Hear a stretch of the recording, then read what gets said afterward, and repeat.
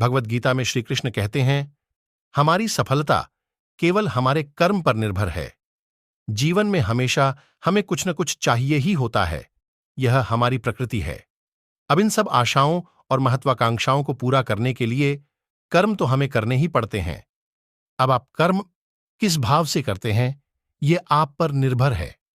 आपके कर्म के पीछे जो भावना होती है, वह आपके संतोष का सबसे बड़ा कारण बन सकती है।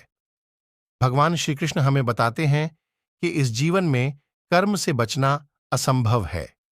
अब कर्म आपके मन को भाने वाले हों या आपके मन को जलाने वाले हों, मनुष्य जीवन की नीति कर्म है।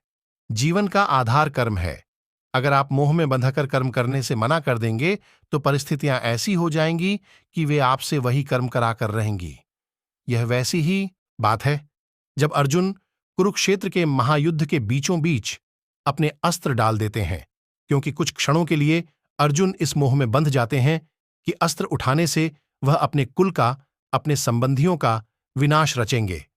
तब शायद अर्जुन को कर्म में न संतोष मिल रहा था और न आनंद। इस अवस्था में भगवान श्री कृष्ण पाठ को बताते हैं कि अगर हम कर्म से मुंह मोड़ लेंगे तो इसका अर्थ यह नहीं कि हम वह करने से बच जाएंगे।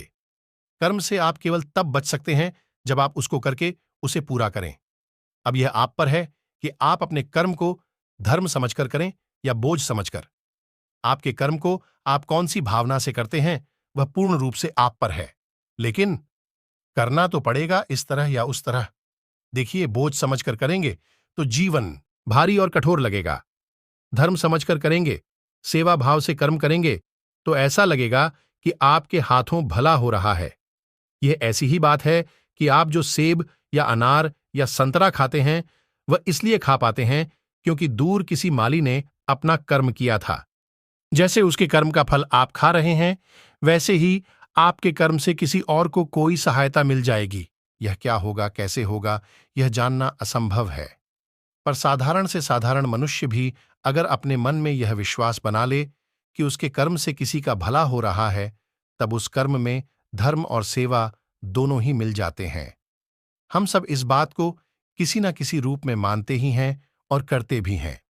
जैसे जब हम ऐसी नौकरी करें जो हमें उतनी पसंद नहीं होती, लेकिन उस नौकरी से हमारा घर चल रहा हो या हमारा परिवार खुश रह रहा हो, तो हम हमारा मोह छोड़ देते हैं।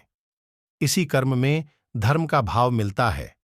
भगवान श्री कृष्ण हमें समझाते हैं कि हम समाज में रहते हैं तो उसके प्रति हमारे कुछ उत्तरदायित्व और कुछ कर्तव्य होते हैं, जैसे अच्छा नागरिक होना, अपने माता पिता का ख्याल रखना, अपने बच्चों की अच्छी परवरिश करना। ये कर्म भी हैं और हमारा धर्म भी है। इसलिए अगर मन इस विचार से डगमगा उठा है कि आप यह सब कैसे करेंगे, तो ऐसे नकारात्मक विचार छोड़ दीजिए। इसकी जगह पर यह विश्वास रखिए कि अगर इस कर्म का उत्तरदायित्व भगवान ने दिया है, तो उसको करने की सामर्थ्य और धैर्य भी भगवान ने आपको दिया ही है।